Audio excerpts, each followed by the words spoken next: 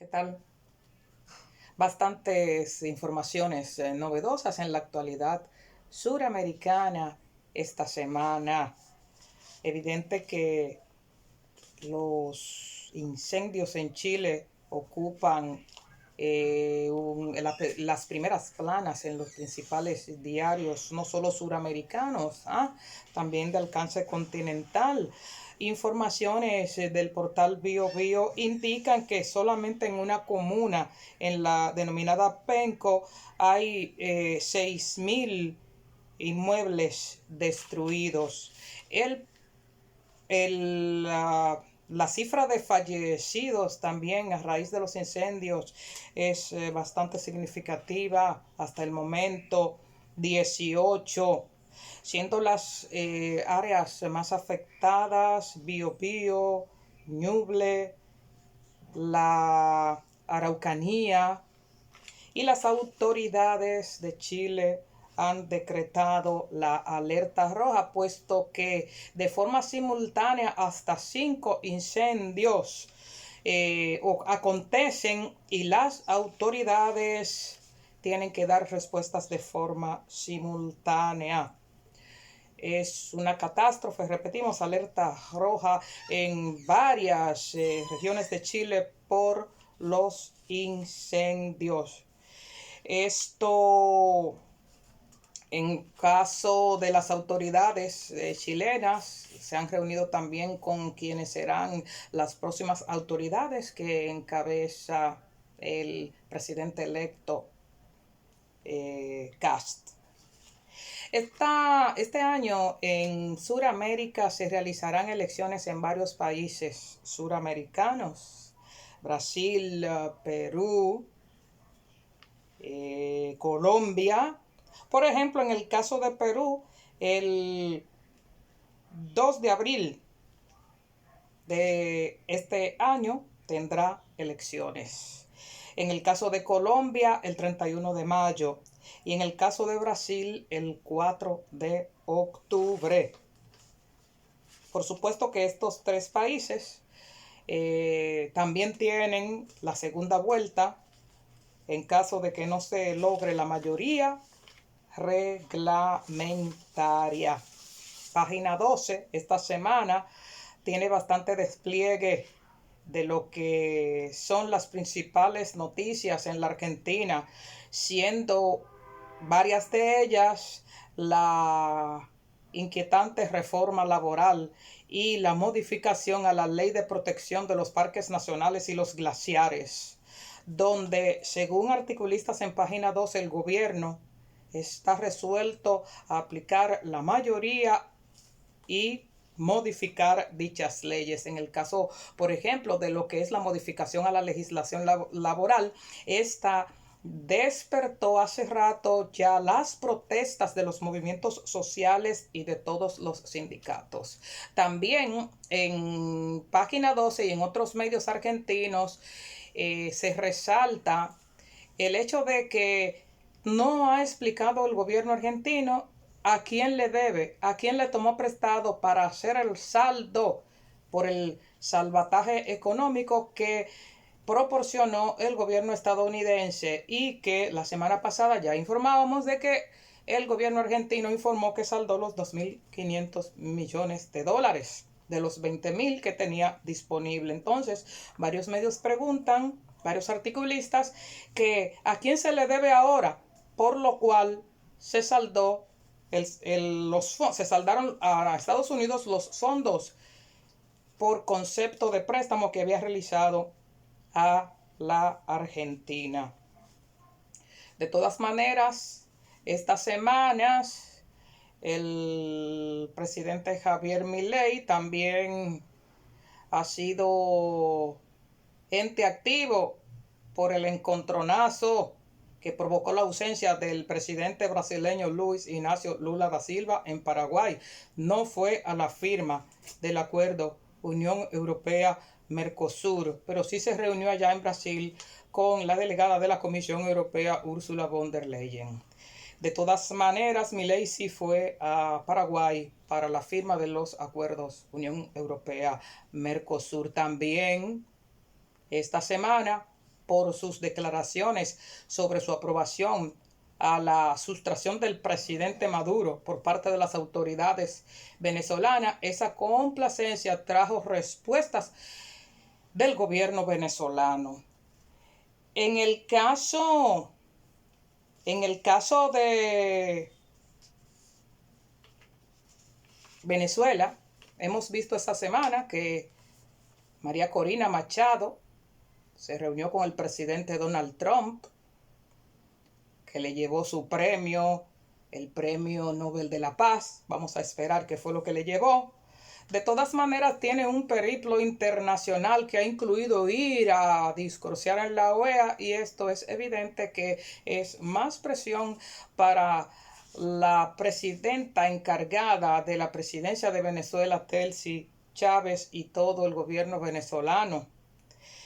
De hecho, el canciller venezolano Iván Gil tuvo palabras fuertes contra el presidente Javier Milei por sus declaraciones sobre el ataque de Estados Unidos con el secuestro del presidente Maduro. ¿Qué dice el canciller venezolano Iván Gil?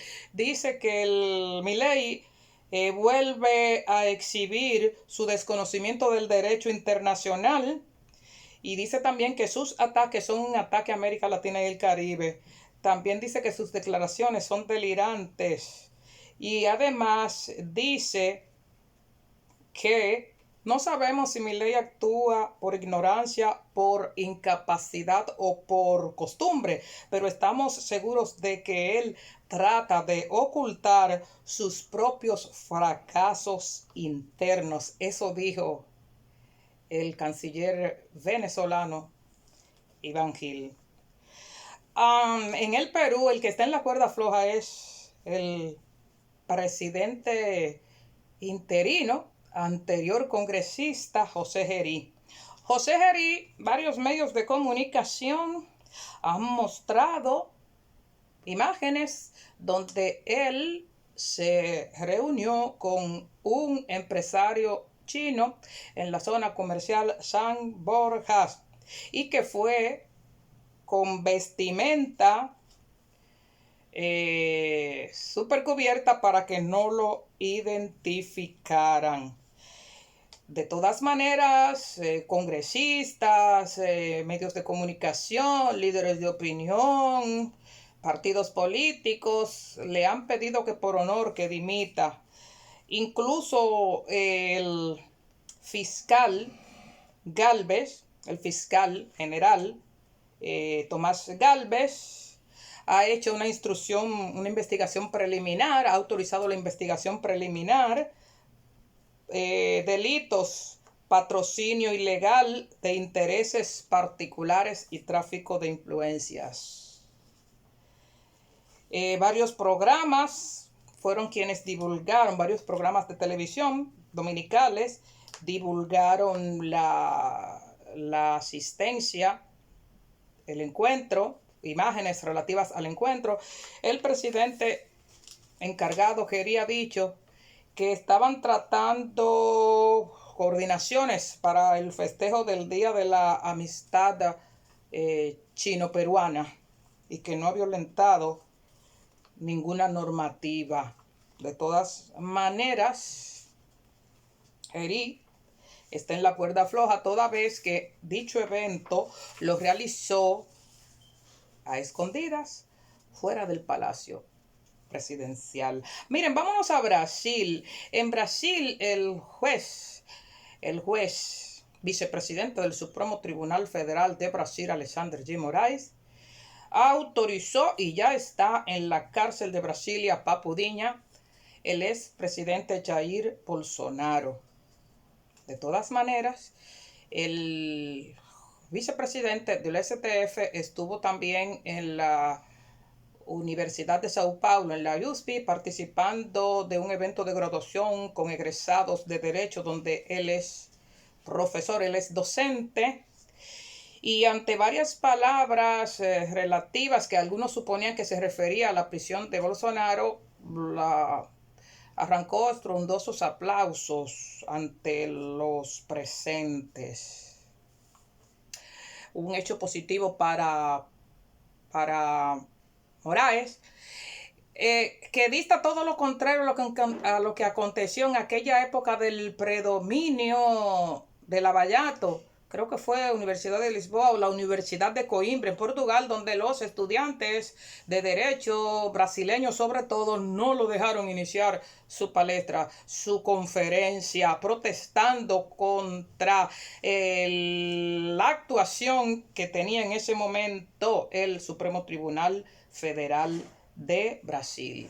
Pasemos a Paraguay, donde se cerraron los acuerdos de Unión Europea-Mercosur con la protesta de múltiples productores agroindustriales de Sudamérica, pero sobre todo de Europa.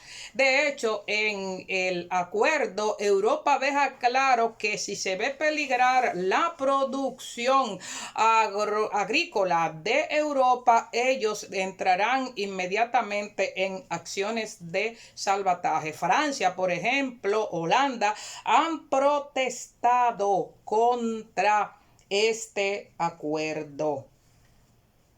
De hecho, en Francia, en Irlanda, en Polonia y en Bélgica también han habido protestas contra la firma de este acuerdo que todos los medios internacionales, incluyendo, por ejemplo, Carta Capital, Brasil 247, etcétera, y de otros países, dijeron que estas negociaciones tuvieron 25 años.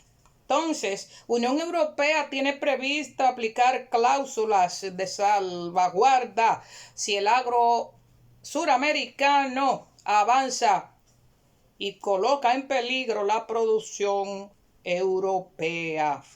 De todas maneras, con respecto a este acuerdo, el presidente Lula no estuvo presente, pero sí se reunió con la delegada de la Comisión Europea, Ursula von der Leyen, allá en Brasil.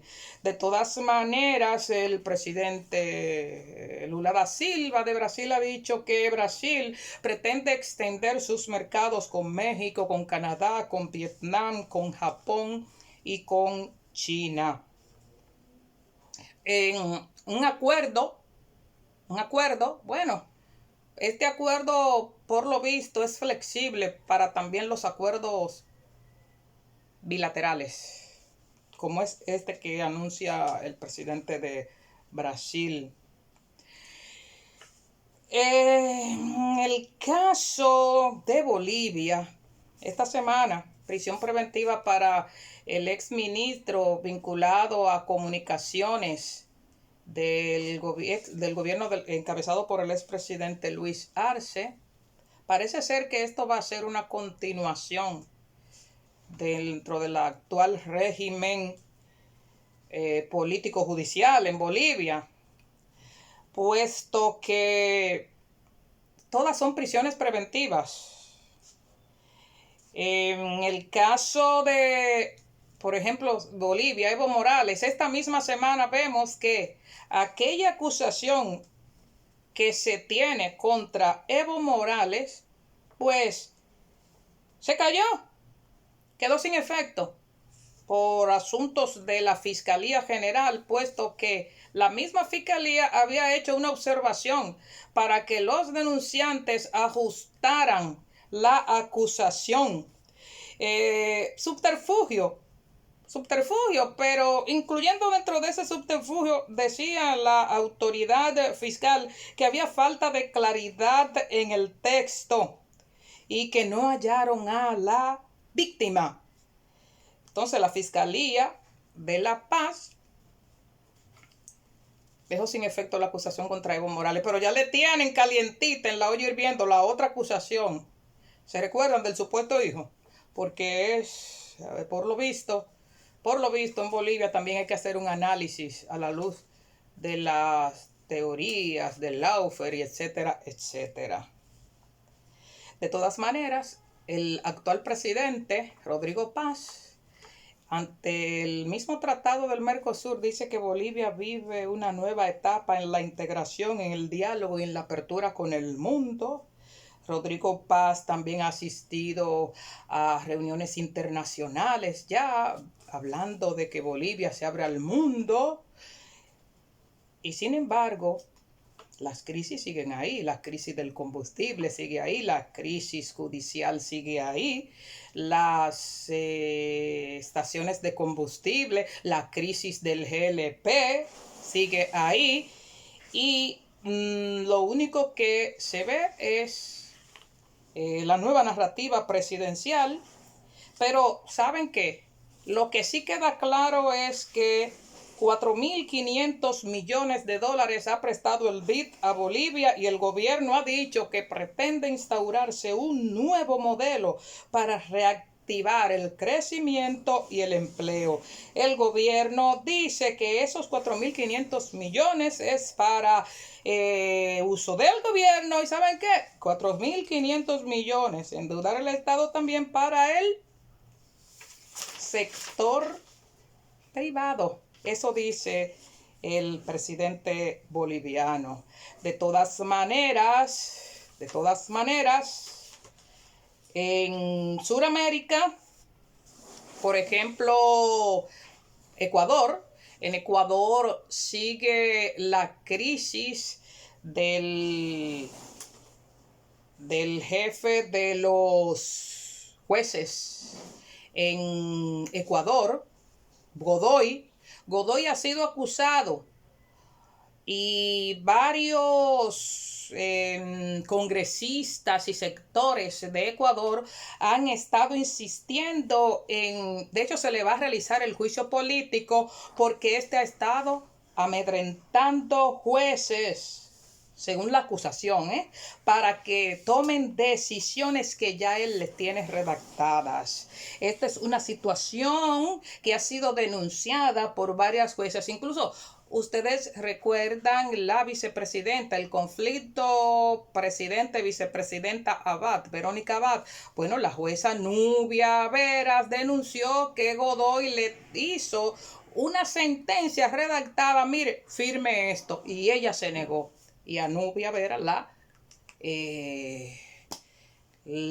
colocaron en una posición muy difícil, incluso intentaron desacreditarla. Vamos a ver en qué concluye esta situación mientras el presidente Noboa anda por distintos periplos internacionales e informa que en Latinoamérica no hay problema de recursos ni de financiamiento, que lo que hay es problema y crisis de credibilidad en las instituciones. Estas son las principales que acontecen en el ámbito suramericano. Queden muy bien.